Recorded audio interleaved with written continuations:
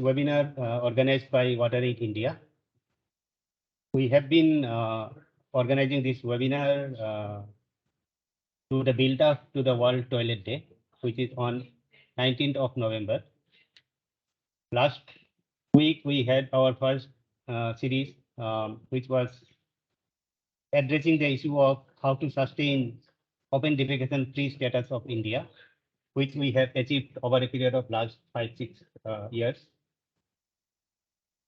In this webinar, which is our second in the series, we are focusing on climate resilient wash services. And for this, we have 4 prominent speakers or panel members with us. The first one is Dr. Dinesh Mehta. He is Professor Emeritus at SEFT University, which is one of the most reputed institutes in the country in India. And he also is the Executive Director of Center of Water and Sanitation, CWAS, at SEFT Research and Development Foundation. He also has extremely reputed career across research, academics, and also implementation worlds.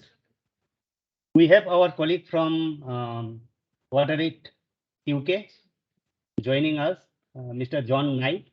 He is Regional Technical Advisor, WaterAid South Asia region, and looks after the wash component in the countries of Myanmar, Nepal, Pakistan, and Bangladesh, other than India, of course. And we have very renowned activist from Bihar in Mr. Eklebya Prasad, who is the Managing Trustee of Make Pine Abhiyan. And he has been doing extremely good work for last about 25 years, particularly in flood-prone areas of North Bihar and also some parts of Jharkhand. And also interestingly, and I would say very importantly, we have some women from a village in Assam, from the district called Nolbari. So they have been working. I would also say they have been struggling to, stay with flood situation because they live in a place called Nolbari, and this particular place is devastated by floods every year. And they are closely associated with a local NGO called Gramya Vikas Mancho. And Gramya Vikas Mancho, with the help of different donor agencies, local communities, and the state government, have been doing extremely good work in mitigating, the wash services during extreme situation of floods. So welcome all of you. I also welcome my colleagues from WaterAid India, colleagues from WaterAid other federation countries, and all other stakeholders, friends who have joined. So we will have this webinar series more on discussion mode.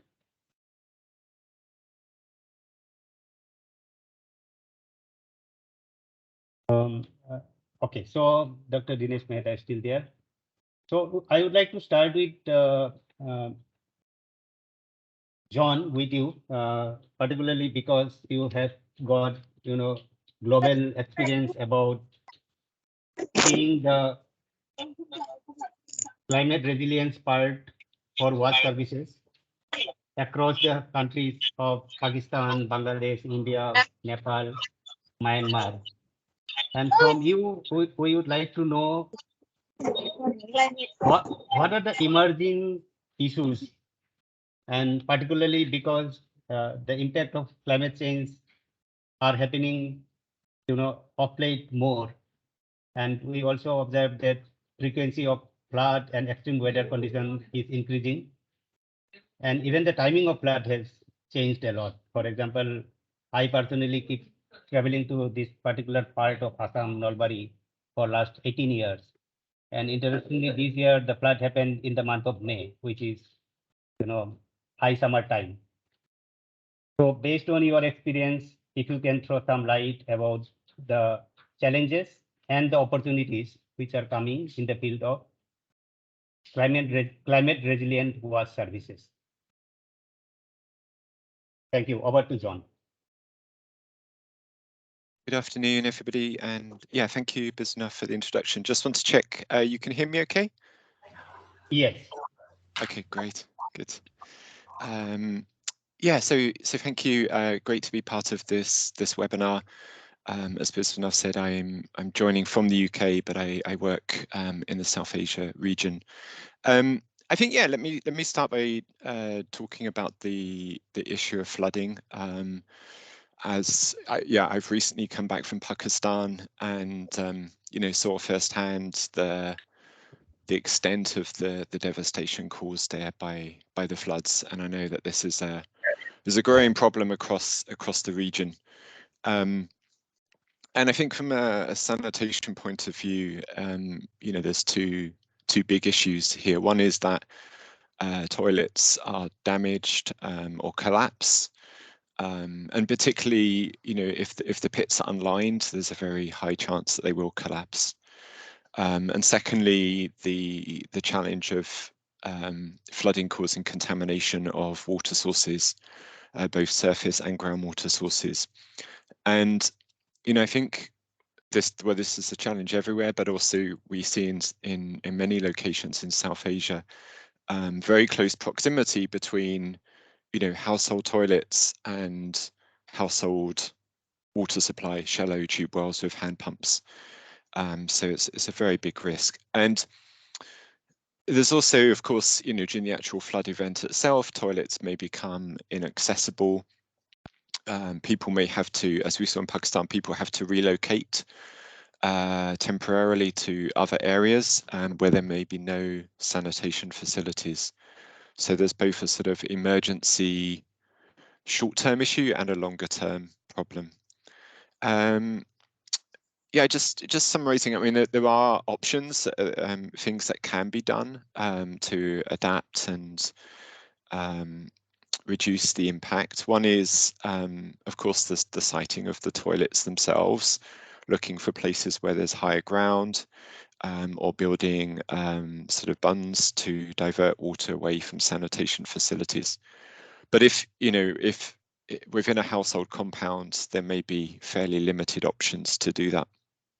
I talked about lining of the pits, so fully lined pits will be less likely to collapse.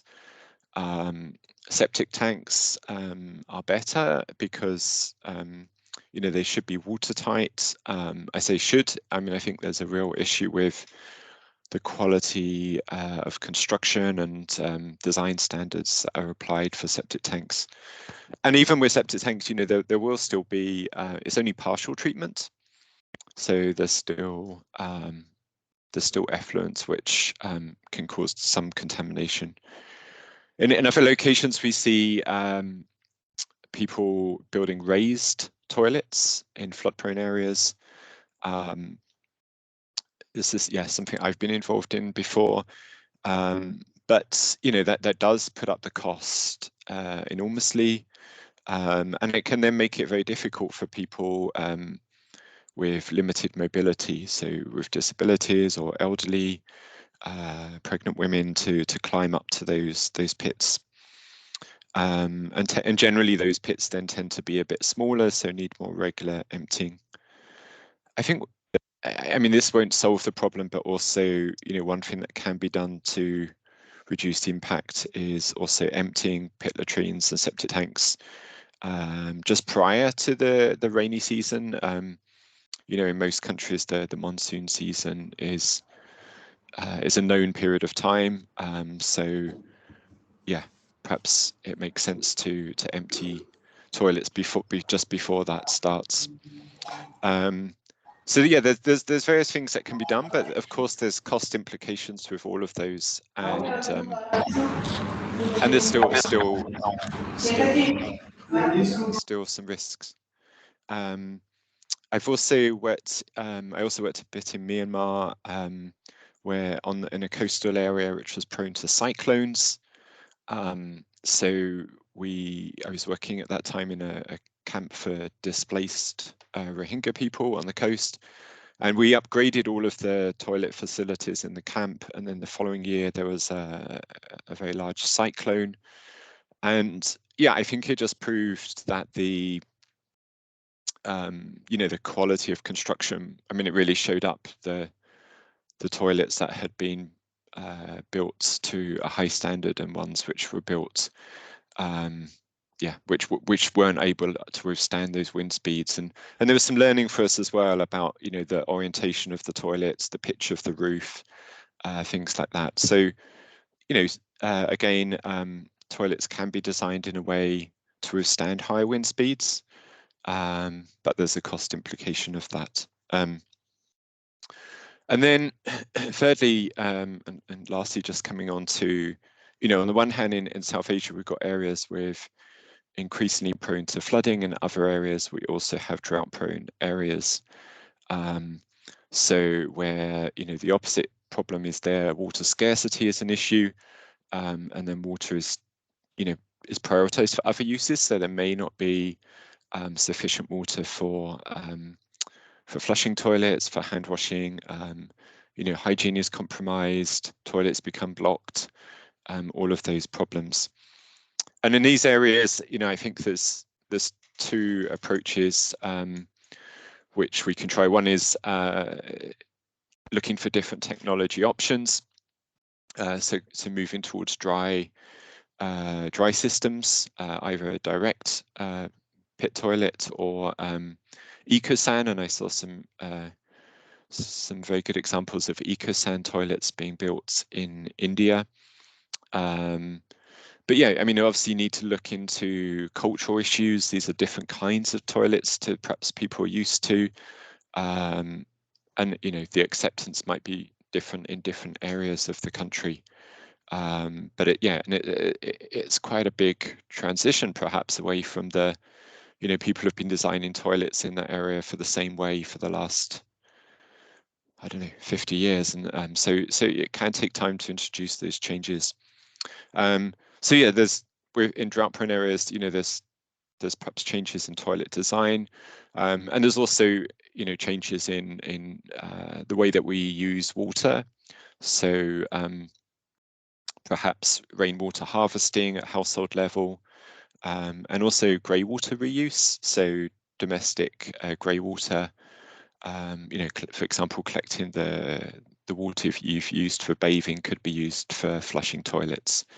So there are certain things that can be done there. I think, yeah, let me stop there. That was just an outline of some of the challenges that I've observed across South Asia, partly due to climate and partly due to other changes in population demographics and land use. But yeah, there are solutions out there, but there are also challenges implementing those. Thank you very much.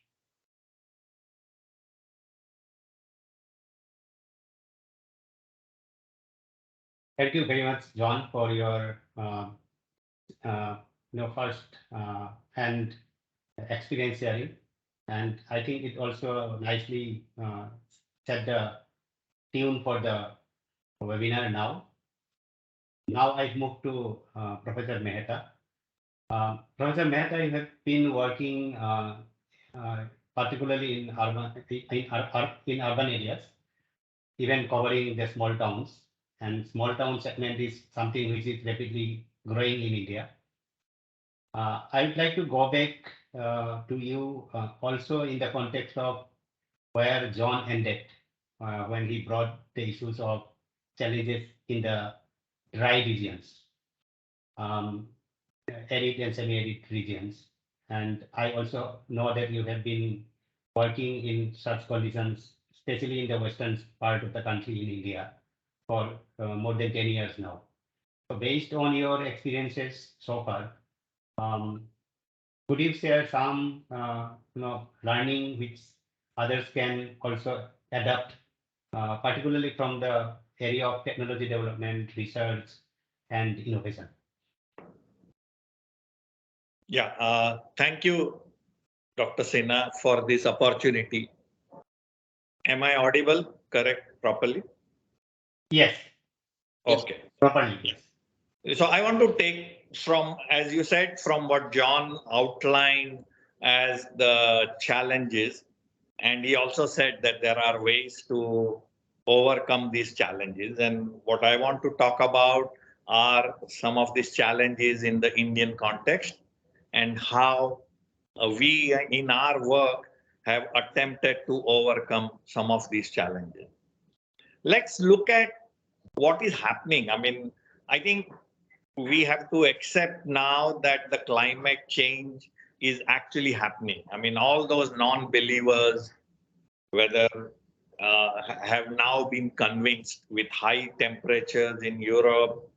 Uh, John talked about flooding in Pakistan and Bihar and elsewhere. And in many parts of the country in India, we see situation of drought, that there are extreme rainfall for a few days and then we have no rain for a large number of days. So these extreme weather events, as we call in the climate change vocabulary, are affecting water supply, are affecting sanitation services. And our work is in the small urban areas. So we see this on a daily basis. You know, some years ago, some of our participants may realize that the city of Chennai was headline saying day zero, that city of Chennai will run out of water in 15 days. And then we were saying that all our cities where we work in the semi-arid regions of Maharashtra or in Gujarat, these cities have no water anyway. The municipal authorities supply water once in 3 days, and that too often for just half an hour. So people have to really struggle even to get water for rest of the day. So this is the situation, and I think most Indian cities particularly are facing the challenge of day zero kind of a situation on a regular basis. We talk of Sustainable Development Goal 6, and as we know, that talks about safe water, safe sanitation for all by 2030. Halfway through that Sustainable Development Goal, we now have 7 years only, and we find that in India, with Swachh Bharat mission, we are able to, I would say, reduce the open defecation significantly. We are able to provide facilities to a large number of people, both in rural and urban areas. But in terms of safe sanitation, and I think John alluded to this, that provision of toilet is just one part of the chain. We need to talk about how that waste from the toilet is treated, where is it taken, how is it treated. And there we find that of the 7,000 cities in India, only 400 have a sewage treatment facility. And the rest of the cities depend on site sanitation, the pits and other things. So what, and here again, because of the floods, etc., things are affected. We have created a fecal sludge treatment plant, nature-based treatment plant. I think there are now, we have supported the government of Maharashtra in doing this, and there are 200 of them operating with simple sludge drying bed and then water, constructed wetland type of, planted gravel filter and other things. But again, what do we do when there is heavy rain? These systems don't work. So we now have talked about covering them up, and that adds to the cost that many small towns cannot really meet. So while we want to talk about safe sanitation, which is not just having a toilet, but also ensuring that all the waste is properly treated. Safe water means that everyone has access to safe water when it is needed. I think we really have many challenges. Climate change is actually affecting this to a large extent because of the uncertainties in this. We last year at the COP26, even the IPCC presented AR6, as they are called, annual report number 6, sixth assessment. It was very clear what there was a global estimation of carbon emission. And while the COP27 that is going on in Egypt currently, the reports that are coming out of COP27 is that there has been no reduction in the carbon emission globally. It is still the same. So despite all the proclamations that countries made last year in Glasgow about reduction of their carbon footprint, I think the challenges are still there. And the estimation that IPCC made on water sanitation carbon footprint is actually very underestimated. We have been looking at the studies that are currently done by colleagues in University of Leeds and University of Technology at Sydney, and we realized that their studies suggest that the containment system, the on-site containment system like septic tank and pits, have high carbon or methane and carbon emission. And combined, I think they talk, at least there is 76 kg of carbon CO2 equivalent emission per year from these. And then the FSTPs that we have created, and large number of them are coming up under Swachh Bharat 2.0, again have almost 50 kilograms of CO2 equivalent emission per year. So these are not really captured in the global calculations, and as professionals and people working on the grassroots, we have to recognize that the sanitation, on-site sanitation also has a large carbon footprint. And what do we do about it? And I just want to take a few more minutes to say what have we done in terms of helping cities. We talk about mitigation and adaptation in the climate jargon. So we know that while the global leaders talk about reduction of carbon footprint, at the local level, what can we do in terms of this? So we have attempted to look at how can we shift what we call energy transition. How can we shift from use of fossil fuel to renewable energy? So in many of in the cities of Vai and Sinnar in Maharashtra, we said that let us use solar energy. And so we put solar panels, not very expensive, because solar energy in India is becoming relatively cheaper than what it was 10 years ago. Today, both of these plants are what we call net energy surplus. So not only they are able to provide entire energy at the fecal sludge treatment plant, but they are able to push some energy positively into the grid. So they are actually generating energy for the system. And this has been very successful. And we are now getting more and more cities to get into transitioning from use of fossil fuel or electricity, conventional electricity, to shift to this system. We have found that in order to complete the cycle, at the fecal sludge treatment plant, we treat the water. Now this water, and there is a treated sludge. So while in agriculture, in the rural area, there is an immediate use. In the urban area, there are no immediate use for this. So we are now creating urban forests, which are close by.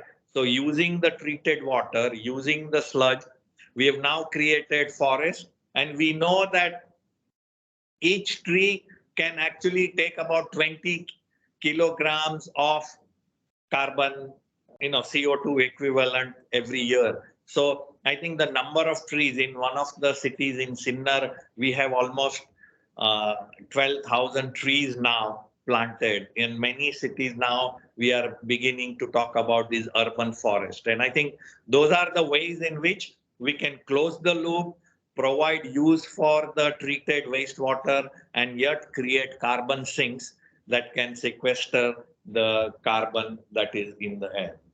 What we are now attempting to do in some cities is that from reduction of fossil fuel. How do we do that?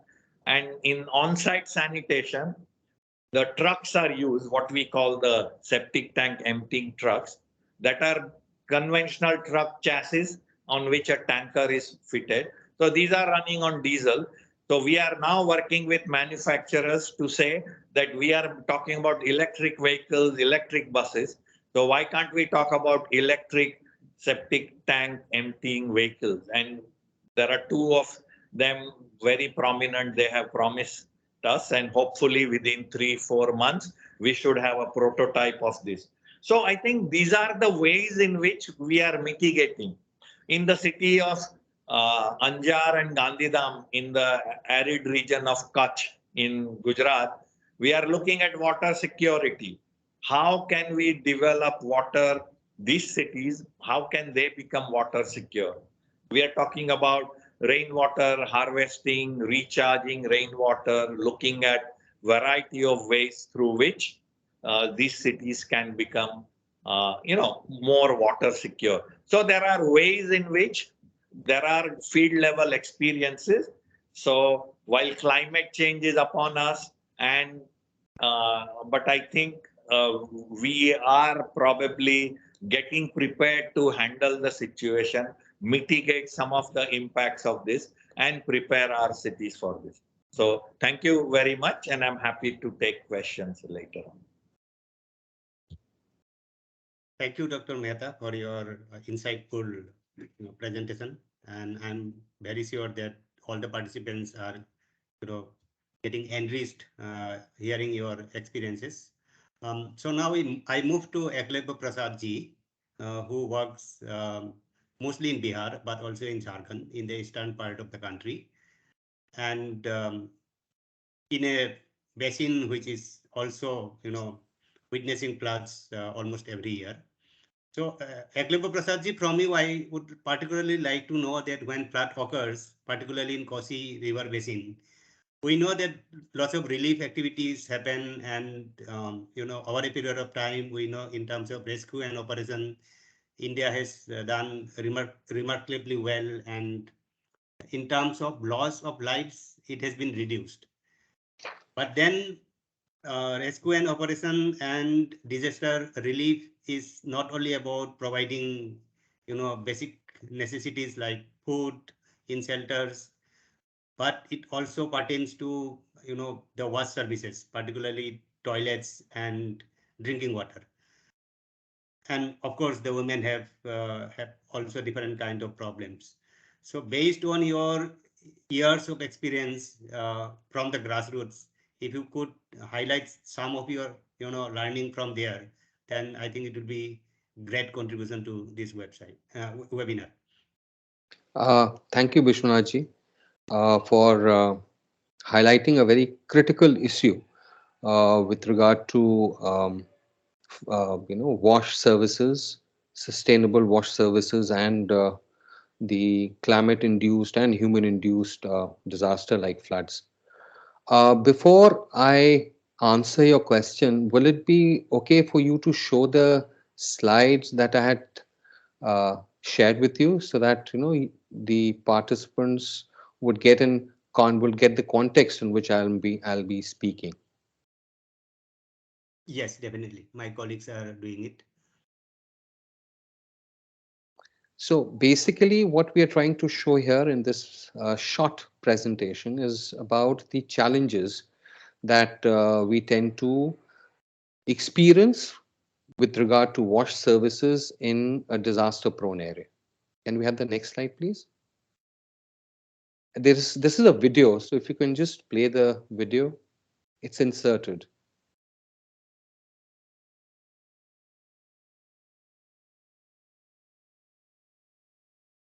So this basically is capturing the inundation in the year of 2020 across North Bihar. And then then the next slide is basically about the inundation in no, there is another one. If you it is in continuation.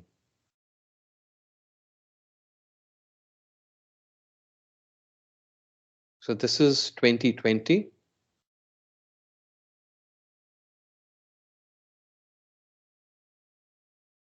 No, there is no sound in this. The subsequent video has a bit of music, so. And this is about 2021. So basically what I am trying to show here is the pattern in which the, just play the video. It seems it has got, it's paused. Yes. So here it is basically again showing as to how the entire North Bihar region experiences floods in one season. And if you will notice, there are regions within the North Bihar space that they tend to get repeated inundation, means repeated flooding. Can we go to the next slide, please? So we have been trying to look at what has been the impact. Now, impact is far more than what I'm trying to project here. Here, the impact, I'm kind of limited it to people affected, districts affected. And if you see from 2000 till 2020, every year we have had floods. And can I go to the next slide, please? So the earlier slide captured the trend from 2020, from 2000 till 2010, and this one is from 2011 till 2020. And here, and the next slide, please. And here we are talking about, so in all, from 2000 till 2020, cumulatively, there were 393 districts, in the sense there were repetitions, of course, that experienced floods. The number of people who were affected was almost close to about 166 million, and approximate households was about 33 million. And can I go to the next slide, please? So this is from Jharkhand, where I'm trying to project the status of the toilets, and these are all recent photographs. So we can stop the presentation, and I'll speak now. So the point here is that, when we started work in Bihar way back in 2005, we were of the opinion that, and we believed also that, floods are actually a uniform entity. And that is how we started working with this whole vision, this idea that floods is a uniform entity. And all our interventions were designed from that particular aspect. Now, thereafter, it so happened that when we started assessing our own interventions, we realized that there were different outcomes. Now, that pushed us to go into the details as to why these outcomes are different. And then we realized that there are different kinds of floods within North Bihar. So till now, we have been able to identify different flooding, different typologies of floods. As of now, there are about 7 of them. Now, the biggest challenge that we faced was in terms of ensuring access to wash services throughout the year in these different typologies of flooding. Now, it so happens that if one is not aware of the typologies, then the interventions that normally take place are very templated. And because of that, we realized that, the impacts were not visible, or they were not as per our expectations. So, for instance, when you talked about Bishwajiji, when you talked about, Bishwanathji, when you talked about Kosi region, now within Kosi regions, you have typologies of floods. So there are places where there is waterlogging, there are places where we have riverine floods, there are regions within the Kosi River Basin which experiences flash floods.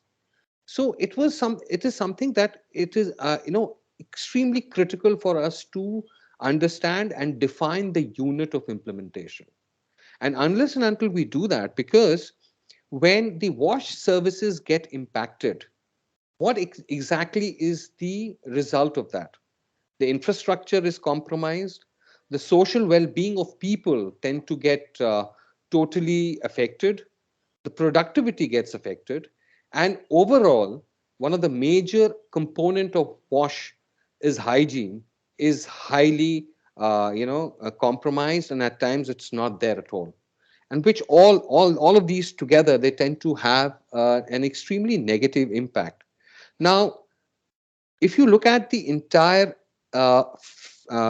annual calendar, we realize that there are very specific months where we need to be looking at an alternative system.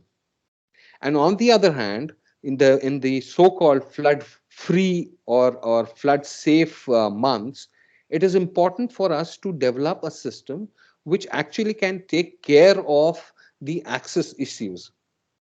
Now, for example, when we started work in Bihar, our intervention was by providing a very basic technology to people in which they used to harvest rainwater and consume it during floods. Now, I'm talking about communities which were absolutely inaccessible. And we tried and tested this in the floods of 2007, which was one of the worst in Bihar. We then again did it in 2008, 2013. Now, these were temporary rainwater harvesting systems. And the concept was that we introduced the idea, and then people on their own, they tend to develop it on their own way. And cost was a major determinant here. And these were all low cost technology. And people were innovating it at their own convenience and in terms of the access they had as far as resources were concerned. While and our entire intent was to work on groundwater and drinking water. So therefore, sanitation became an integral part of it. Now, what happened was that we were introduced to ecological sanitation way back in 2007, 2008 by Vishwanath of Biome Solutions. And from there on, we started experimenting with this whole technology as to how do we make it appropriate to the different typologies of floods. We failed miserably initially.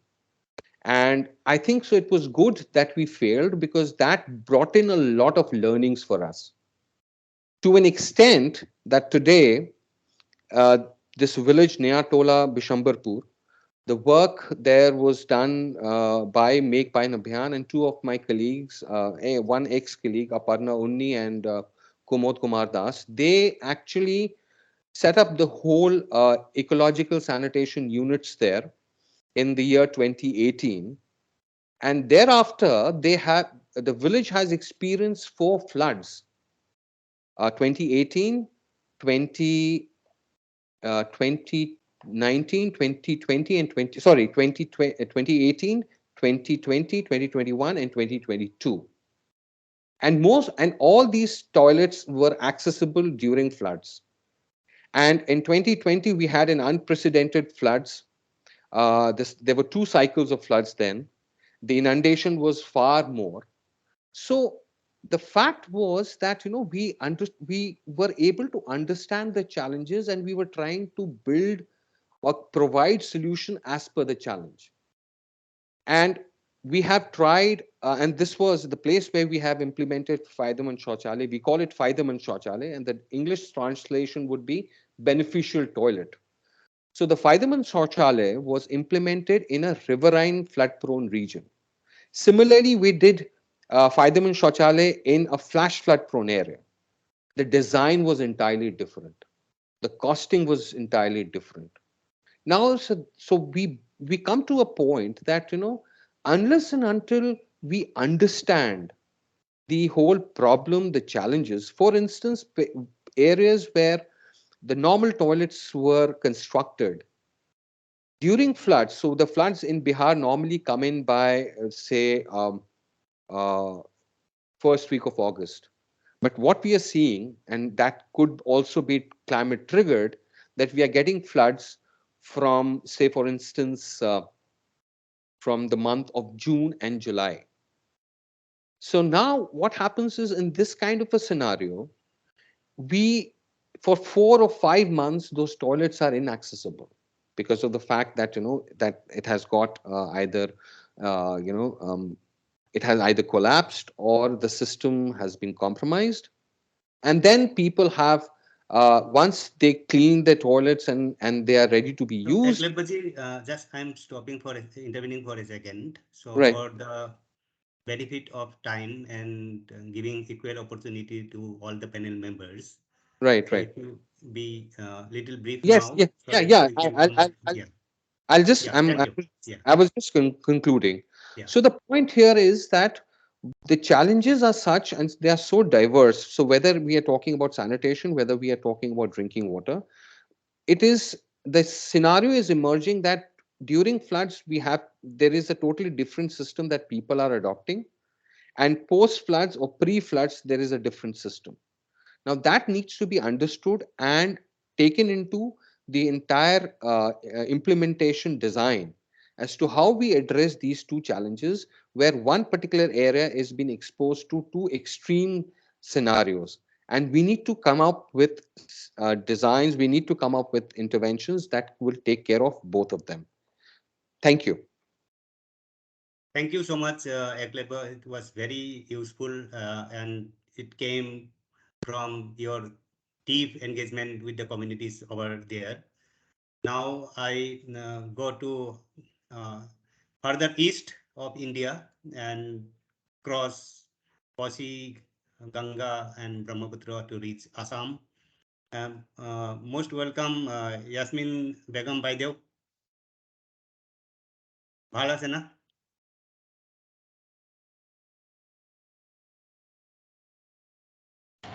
Actually, only challenge.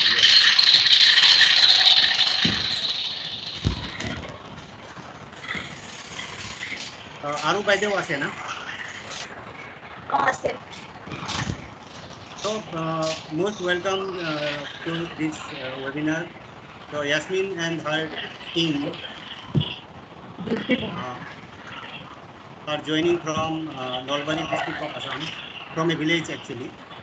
As I mentioned earlier, they face extreme flood almost every year. They live in the banks of Pagladia River, which is a tributary to the Brahmaputra. Yasmin जी आप हिंदी बोल सकते हैं ना? हाँ बोल सकते हैं। हाँ ठीक है, तो आप हिंदी में बोलने से अच्छा रहेगा, किंतु आसामीज बोलने से शायद ज़्यादातर लोगों को असुविधा होगा। तो मैं आपसे जानना चाहूँगा कि हर साल आप तो फ्लड सिचुएशन फेस करते हैं और जब फ्लड आती है उसका साथ साथ बहुत सारी दिक्कतें आती है। एक तो पानी का दिक्कत है, दूसरा सैनिटेशन टॉयलेट जाने का प्रॉब्लम होती है, और जो पार्टिकुलरली यंग गर्ल्स और महिला हैं उनको जो पीरियड्स का टाइम में, मेंस्ट्रुएशन का टाइम में भी दिक्कतें बहुत आती होगी। तो ये जो सिचुएशन है उसको आप कैसे अभी तक टैकल किए हैं और आप इसमें से क्या क्या सीखे हैं, और आपका जो सीख है उसमें से आप जो अगर कोई पॉलिसी बनाना चाहते हैं, नियम बनाना चाहते हैं लोगों का भलाई के लिए फ्लड के सिचुएशन में या और भी कोई प्राकृतिक विपर्य का समय पे कैसे बेहतरीन तरीका से जिंदगी जी सके, उसके ऊपर अगर आप थोड़ा अनुभव बताएंगे तो अच्छा रहेगा। लेकिन उसका थोड़ा पहले 1 मिनट या 2 मिनट हम टाइम लेंगे। हम आपका सिचुएशन क्या होता है उसको हम थोड़ा 2, 3, 4, 5 स्लाइड्स के जरिए दिखाएंगे, उसका बाद आप बोलिएगा। तो मेरा कोलीग अभी दिखाएंगे एक स्लाइड जो आप भी देख पाएंगे, और उसके बाद हम आपको हैंड ओवर करेंगे। और जब स्लाइड्स आती है तब आप उसका डिस्क्रिप्शन आप खुद दे सकते हैं। हाँ यास्मीन भाईदेव, हाँ आप अभी बोल सकते हैं। ये पानी, बहुत पानी दिखाया जा रहा है।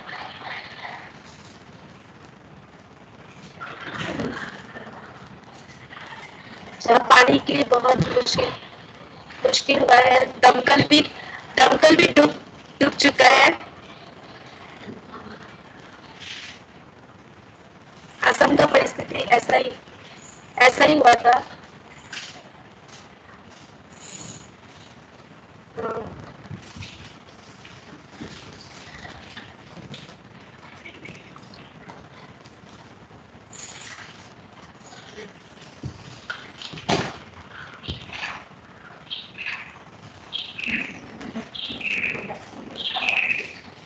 पानी की बहुत प्रॉब्लम होती है।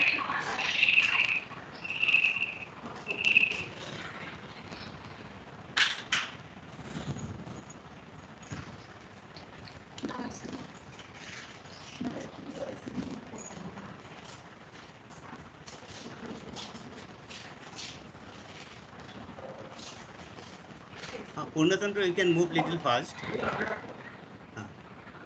Move little faster. So these are the situations when flood occurs, and sometimes in this place flood occurs even twice in a year.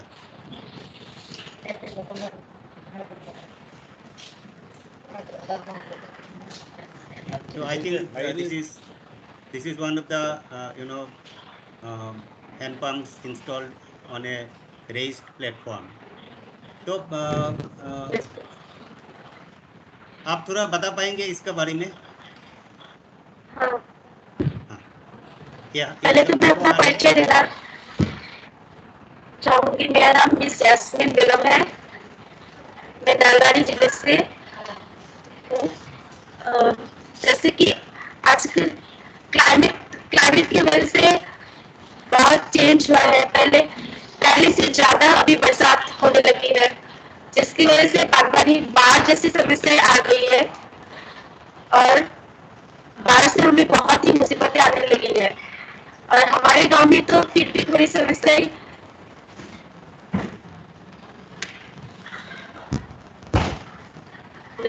Yasmin जी, आप एक काम कीजिए, आपका ईयरफोन निकाल के आप सीधा बात कीजिए, तब शायद अच्छा रहेगा बात।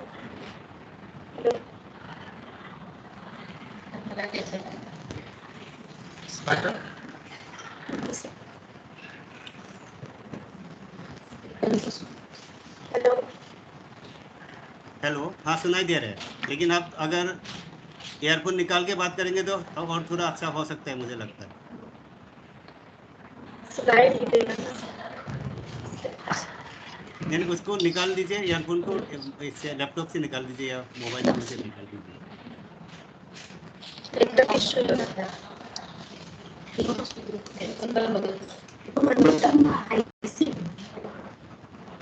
हाँ ठीक है सर। अच्छा ठीक है। पानी की वजह से हमारे गांव में भी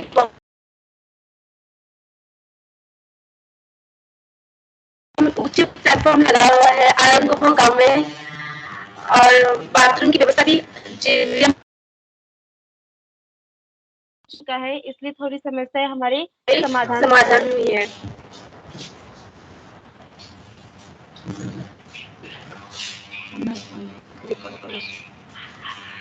और ये प्लेटफॉर्म भी हमारे गांव में कई जगह में लगा हुआ है, इसलिए हमें थोड़ी सी आसानी होती है पानी की समस्या से उबार के आने के लिए। यास्मीन जी, आपके यहाँ दो सिस्टम ऑन है, एक को ऑफ कर दीजिए, 1 मिनट बात कीजिए, क्लियर चलेगा। एक को ऑफ कर दीजिए, 1 में बात कीजिए, दो सिस्टम ऑन है, इसीलिए इको हो रहा है।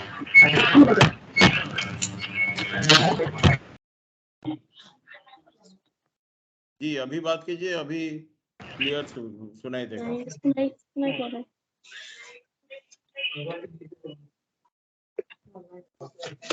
नहीं। हेलो, हाँ होनी पाइसे। तो हमारे गांव में भी उच्च प्लेटफॉर्म लगा हुआ है जो जीवीएम की तरफ से भी मिला है।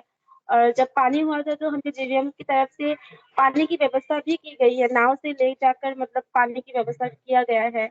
और जहाँ पे हम लोग का आरंगमो गांव है ना, वहाँ पे प्लेटफॉर्म लगा हुआ ऊंचा प्लेटफॉर्म है जहाँ बाथरूम की व्यवस्थाएं है, जहाँ वृद्ध लोग या बच्चे कई सारी महिलाएं वहाँ पे जाके हम लोग रह सकते हैं आसानी से, की व्यवस्था किया गया है। तो इससे हमें थोड़ी सी हमें राहत मिली है और हाइजीन भी मेंटेन किया गया है।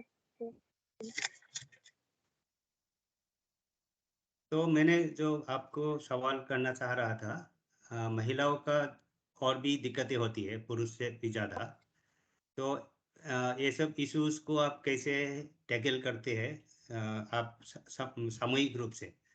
महिलाओं को जो इश्यू होती है, हम उनके साथ मतलब जितनी महिलाएं हैं उनके साथ मिलके एक मीटिंग करते हैं या आलोचना करते हैं, करके उन लोगों से पूछते हैं उन लोगों को क्या समस्याएं हैं। अगर किसी को मतलब बेड की जरूरत होती है या कुछ होती है तो वो सब हम जीवीएम के साथ मतलब आलोचना करके उनको कह के वो सब हम मंगवाते हैं या उनसे कहते हैं, तो वो लोग हमारे समाधान कर देते हैं उस चीज का।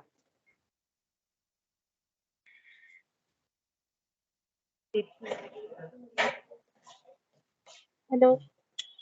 हाँ, ठीक है। So thank you very much. I think before we conclude our webinar, I think there will be an opportunity to go back to the panel members with one more question, and I would request the panel members to answer the questions briefly so that we have enough time left to take up questions from the audience. We would like to close the webinar sharp at 4:30. मेरी दरख्वास्त है सरकार से कि सरकार भी अगर हर गांव में ये ट्यूब लगा दे, अगर जीवीएम की तरफ जैसे लगाया गया है, अगर हर गांव में लगा दे ट्यूबवेल, रेस्ट ट्यूबवेल, तो ज्यादा अच्छा होगा। और हम पानी को तो हम नहीं रोक सकते, पर इससे जो समस्या है उसको तो हम रोक सकते हैं, अगर सरकार हमें ये चीज दे तो। बस यही सरकार से मेरी अपील है, दरखास्त है। Okay, thank you very much Yasmeen ji. हम दोबारा आएंगे आपका पास। हाँ, तब तक आप थोड़ा आपका साथी लोग से मदद कीजिए, आपका ऑडियो बार बार डिस्टर्ब कर रहा था इस हाँ, बार। तो नेटवर्क इस बार और हमको फोटो वगैरह दिखाना नहीं है, आप एक बार देख लीजिए।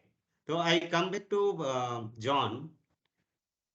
John, one of the aspects you were talking was that the cost element. When we talk about climate resilient water services, cost is one important element you were saying. So, is there any possibility of trade-off between the cost involved for better water services during the climate crisis and the real needs? And the needs are actually huge. If you just make a simple calculation of more number of people getting affected by the extreme climate situations, can there be a trade-off between pricing and the requirement?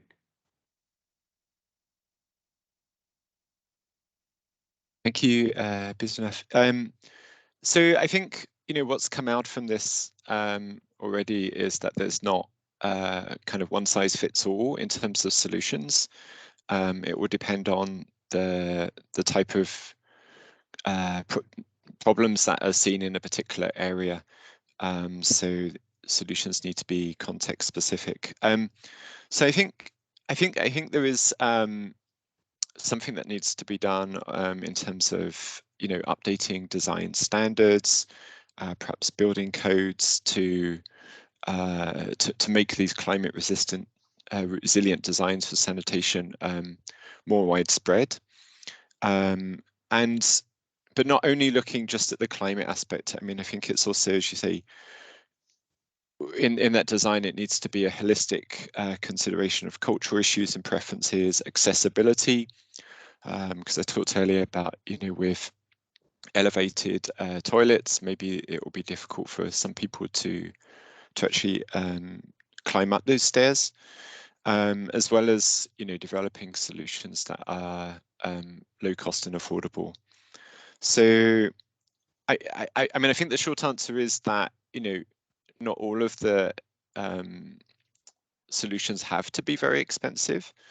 I think there are things that can be done with relatively low cost.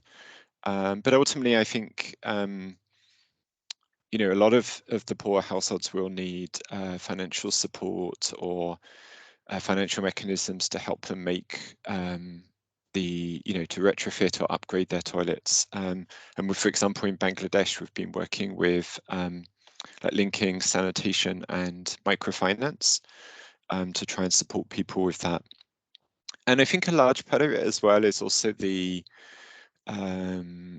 community mobilization, the promotion of these approaches, because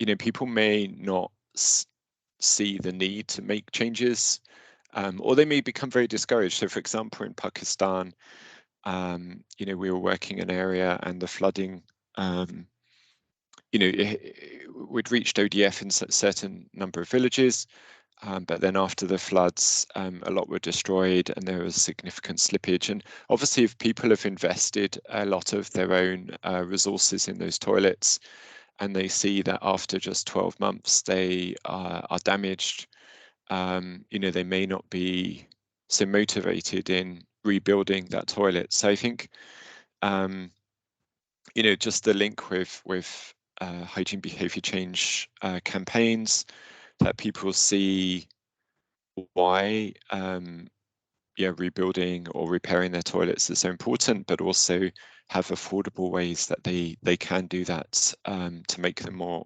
resilient. And I think the other point I just wanted to make on that as well is, you know, however much we also work on sanitation, we need to be working on water at the same time. And I think that those photos from Yasmin really illustrated that, you know, I mean, elevating the platform for tube wells is perhaps part of the solution, so that the water points are accessible during the floods. But I think there's still a really high risk that those water points have become contaminated. So I think just looking more widely at what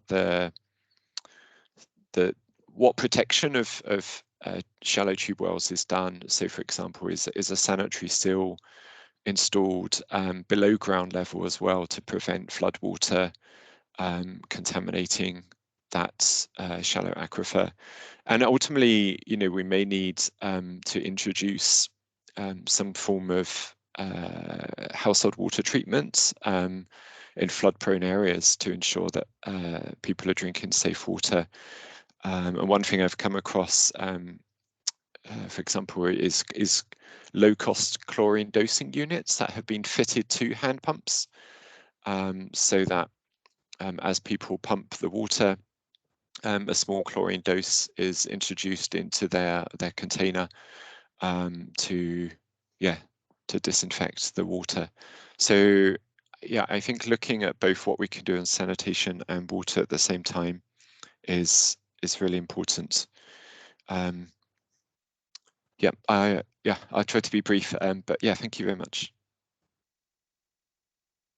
So much, John. Now I would like to go back to Dr. Mehta. Dr. Mehta, Center for Environment Planning and Technology, where you are a senior faculty, is a leading institute in India dealing with architecture, planning, technology, design. I was wondering to ask this question to you. When we are talking about climate resilient water services, since you come from science and technology background, are there enough research and piloting being done, looking at the future challenges in this particular field? So this is one aspect probably we would like to get insight from you. Yeah, tough question in the sense that it's only more recently that we've been hit with this whole notion of climate change. Now, in general, I think on water and water security, Eklavya Prasad mentioned the name of Vishwanath. Now, Vishwanath is a student of ours. I mean, so he studied here and then went to Bangalore and is practicing. And I think he's certainly been a great advocate of rainwater harvesting, etc. Now, just to take the whole spectrum of rainwater harvesting, there are various types of rainwater harvesting solutions, and in different contexts, we will need to adapt them. Currently, as we found that in these arid regions of Gujarat and Rajasthan, there was a tradition of what we call the step well.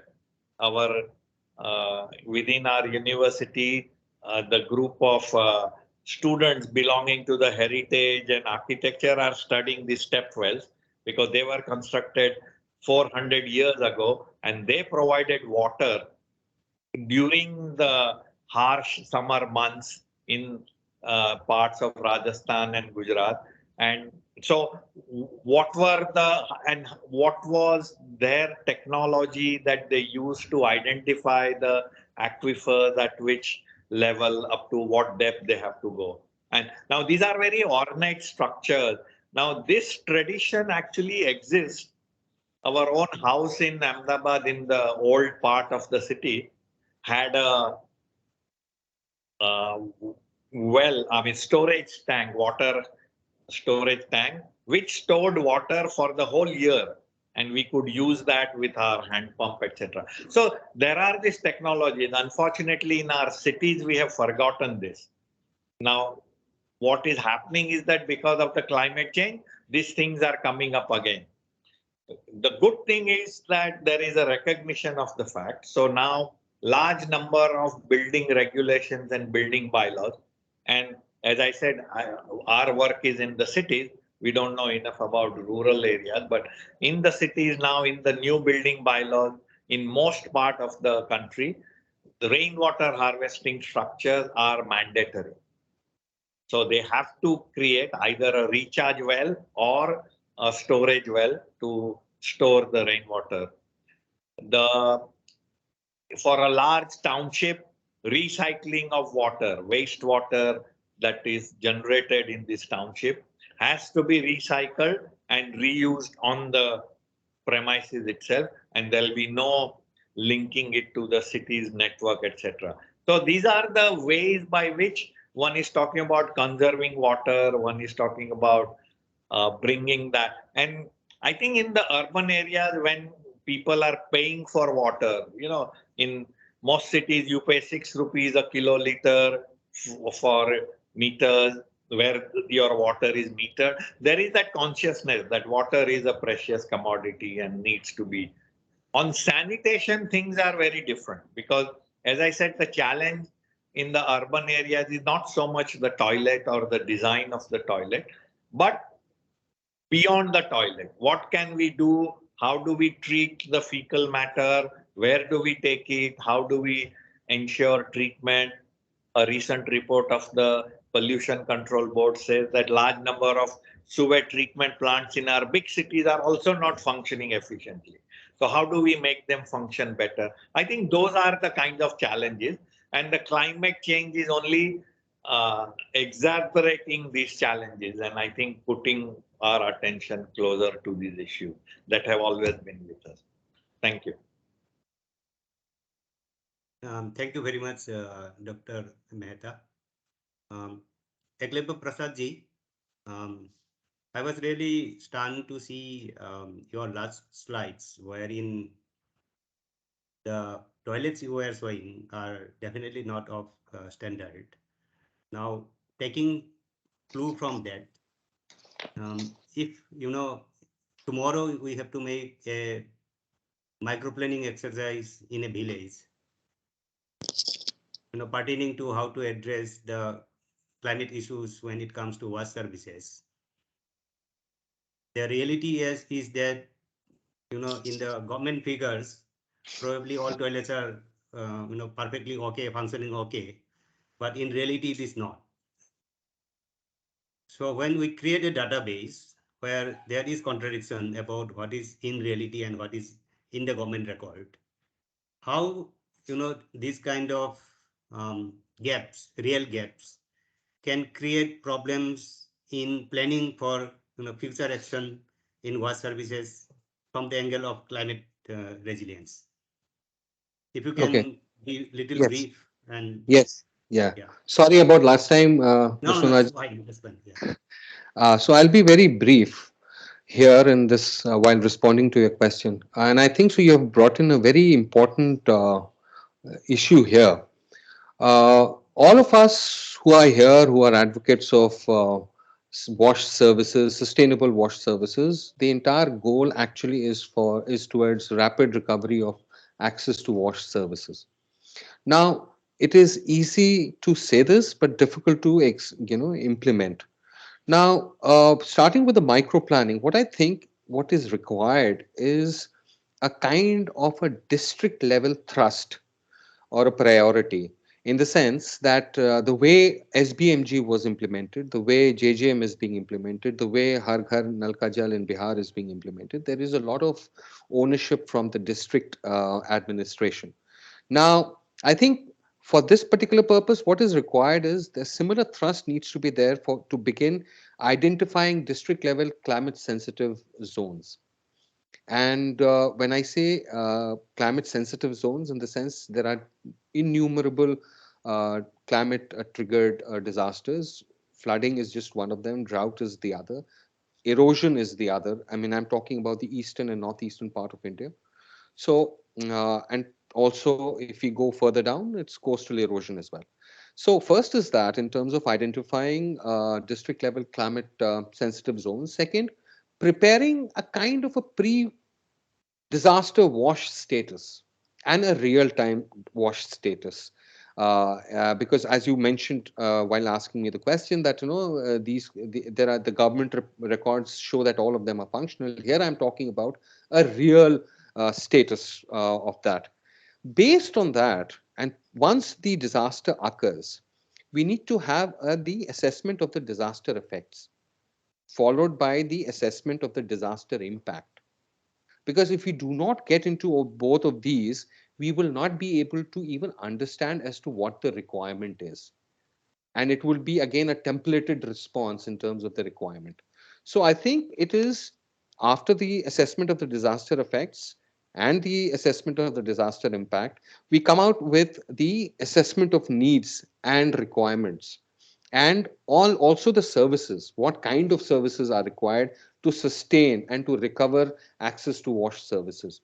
And in the end, it all boils down to how do we convert all of these into a kind of designing a sustainable solution for wash services. So I think so this is the framework with which we are looking at the problems in the flood prone and other climate induced disaster vulnerable areas. Thank you. Thank you so much. Now, Yasmin Baidev. Yes, sir. हाँ, तो अभी थोड़ा बेहतर है। आपका आसपास अगर किसी ने भी मोबाइल या लैपटॉप में सेम प्रोग्राम देख रहे हैं तो उनको रिक्वेस्ट कीजिए बंद करने के लिए, केवल आप ही देखिए, तब वो इको नहीं आएगा। तो पीछे से नेटवर्क इसलिए अभी इसीलिए ठीक उस है, टाइम में ठीक है, बंद हो गया। No problem.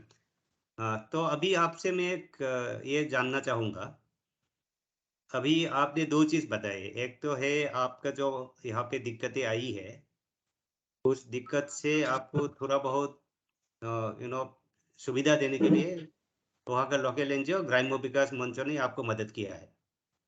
हाँ। और आप आखिरी में ये भी बता रही थी कि अगर गवर्नमेंट भी मदद करेगी तो अच्छा रहेगी भाई, आपका जो रहे इस प्लेटफॉर्म में उस टाइप का काम में।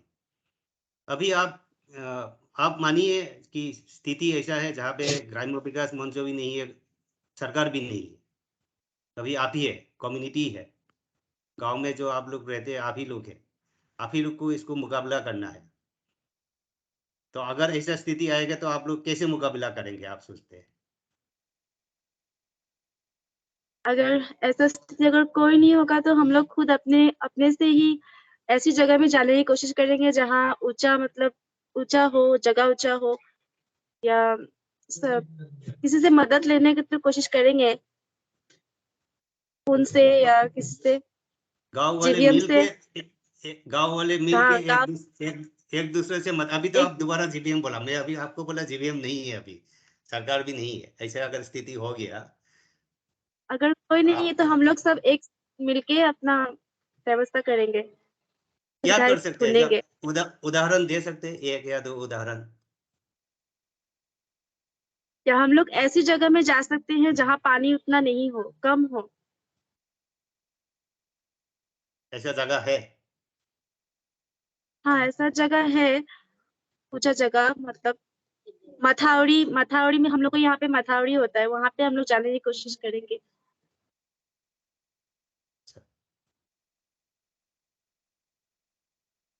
जितना चाहे हम लोग कोशिश करेंगे कि हाँ हम लोग खुद को बचा सके। और पानी का भी हम लोग कोशिश करेंगे कि पानी जितने जो है अच्छे पानी, साफ पानी लेने की कोशिश करें, फिल्टर करके घर में ही। तो आपका जो मथावाड़ी है, हाँ? वहां पे एक समय में उसी ऊंचा जगह में कितने लोग एकत्रित होकर रह सकते हैं? वहां पे 2-3 गांव के लोग रह सकते हैं, उससे ज्यादा नहीं रह सकते। हाँ, लेकिन आपका आसपास तो बहुत सारे गांव है, 25-30 तो होगा। हाँ पर और जितना को जीवीएम बचाने और जीवीएम नहीं होगा, सरकार नहीं होगा, तो आपको पर तो भूटान कोशिश जाना पड़ेगा। करेंगे। आपको भूटान जाना पड़ेगा, हाँ ऐसा भूटान, लगता है। तो बॉर्डर क्रॉस करके भूटान जाना, जाना पड़ेगा। लोगों से कांटेक्ट करना पड़ेगा। कांटेक्ट हाँ, करेंगे तभी तो पाएंगे। अगर जरूरत पड़े तो कांटेक्ट करेंगे और जाएंगे, कोशिश करेंगे। Okay, thank you very much. मैं इसको थोड़ा बाकी लोग के लिए बता देता हूँ। So I was asking Yasmeen that if there were no Gram Vikas Moncho, the local NGO, or even the government services, and flood would keep coming, and if they are left with themselves, what they could do. So her answer was that they have to go to a place which is in higher elevation, and she was mentioning about a particular place. So I was asking how many people that place can accommodate in that kind of a situation. She said probably all the people from 2 to 3 adjoining villages can survive there. And I was asking, but there were more number of villages, at least 25-30. Then I was asking, in that condition, probably you have to go to Bhutan, and she said yes. So actually, it gives the other larger issue, which is, climate change induced migration, which is again completely different subject. But I think this is very interesting pointer which Yasmin Baidev has pointed out here. So I stop here asking questions to the panel members. Now it is open for the audience to ask any question. You can raise your hands, or you can unmute yourself and ask the question. You can even put on your video. I would request you to just introduce yourself and ask your question. But before that, I think we got already some questions, at least one I see in the chat box. So I take one question from Ms. Baby Naik. Question to Dr. Mehta. Rainwater recharging not possible for flood area because water logging is persistent for longer period of time. The question is, what are other ways of recharge? Storm water or rainwater? I think we can ask Baby to directly ask the question to Dr. Mehta. Baby, you can unmute and ask Dr. Mehta your question. No, I got the question. I read it also on the chat. It is true. I think the question is extremely important, that in the flood prone areas, we obviously are not going to be able to do recharge. Here, what we have to do, and something that I think we saw from what Yasmin Begum is showing us, the elevated water pumps or hand pumps. I think we need to talk about elevated storage reservoirs. Now, this I understand are a bit more expensive, but I think it is possible to identify areas. And as I see, I don't work in the rural areas as much, so I know that there are areas where you can identify these higher elevation area and plan some recharge. In the cities where we I think by and large, as cities have some form of a system of stormwater drainage and other drainage. So we don't get the situation, even in the cities of Chennai or Bangalore, when there are floods, you can see that in 2 or 3 days, everyone suffers and it becomes a highlight, TV media, everybody, spotlights on them. But then the water is gone. I mean, so things are back to what they were. So cities are able to handle, I would say, the flood situation relatively in a better way than our rural areas, and especially the far-flung areas. So the challenges are much more in the rural area. In the cities, as I have been explaining, the challenges of water distribution. Water has to come from far away, and how do we distribute water all over? And therefore, rainwater harvesting and rainwater storage is required. I hope that answers the question to some extent, Mr. Nayak. Yes, thank you, sir.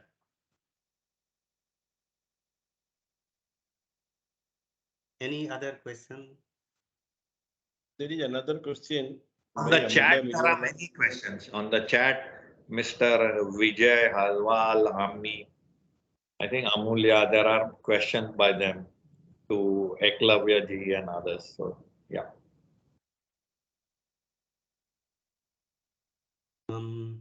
Okay.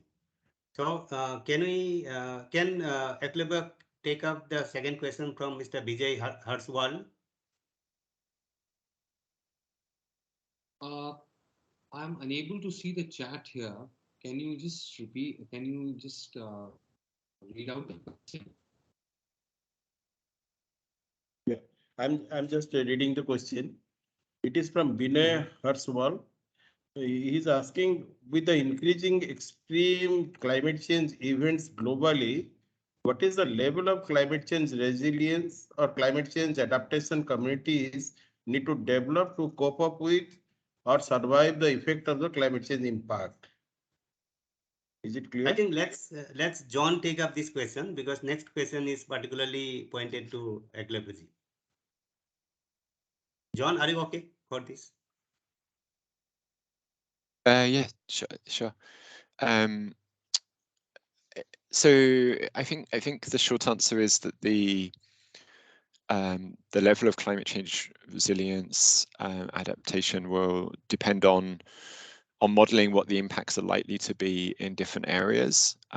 So some of that modeling has been done. Some areas will be increasingly prone to severe drought, some will be increasingly prone to severe flooding. So I think getting better data on what is predicted in the coming 10, 20, 30 years. I think the other thing I wanted to mention as well is that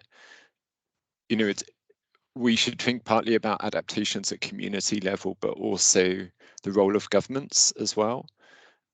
So if we take flooding, for example, there's work that can be done at a household, at a community level, to build more climate resilient toilets, but there's also much bigger kind of land use, water resource management projects that the government can also undertake to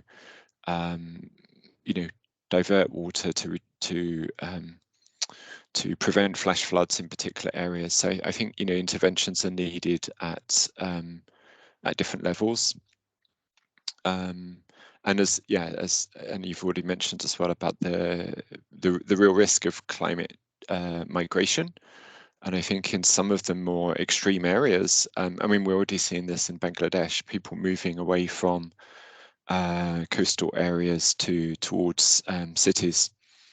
So, I think it's just also worth highlighting that sometimes the impact is not just in that particular area. The impact is also going to be felt in people moving away into perhaps overcrowded urban areas, and the challenges that brings in providing wash services in those areas as more people crowd into informal settlements. Thank you.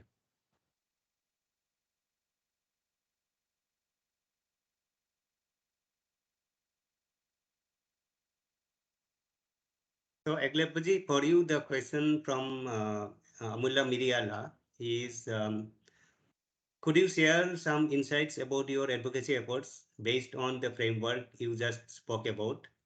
Have any district level administrations in North Bihar begun some actionable efforts to adapt to the floods? Okay. Adaptation to the floods, I don't know, but yes, our effort towards popularizing Vaidaman Shauchalaya, that is equal management sanitation, was taken up by Lohiya Swachh Bihar Abhiyan, LSBA, counterpart of Swachh Bharat Abhiyan Grameen, and at the state level and also at the district level. We were given that, first of all, EcoSan was included as one of the technology options, which was not there earlier. And when the EcoSan were being constructed, they got constructed under SBNJ. Now, this was in a way of also introducing that there are alternatives to the toilets that are being constructed. So very specifically, this is one aspect which has been taken up, but unfortunately, thereafter, the replication of it in other flood-prone areas, whether it be riverine or flash floods, this has not happened to that extent, which it should have. So, in a nutshell, this is one of the ways in which the government of Bihar did take up the work of Vaidaman Shauchalaya. Thank you. I hope I answered the question. I hope so. So with this, we end the question answer session, and I hand over to my colleague, Mr. Purnachandra Mohanty, for extending vote of thanks. Thank you, Vishwanath. Thank you very much, all the speakers, for your NDs, for sharing your NDs thought.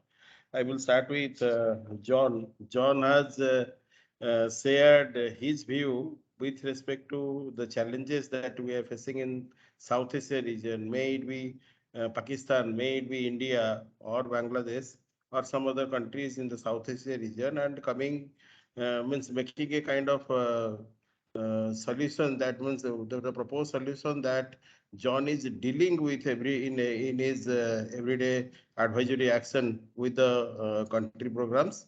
So thank you very much, John, that you have highlighted very good, and you have highlighted the issue and also shared the challenges.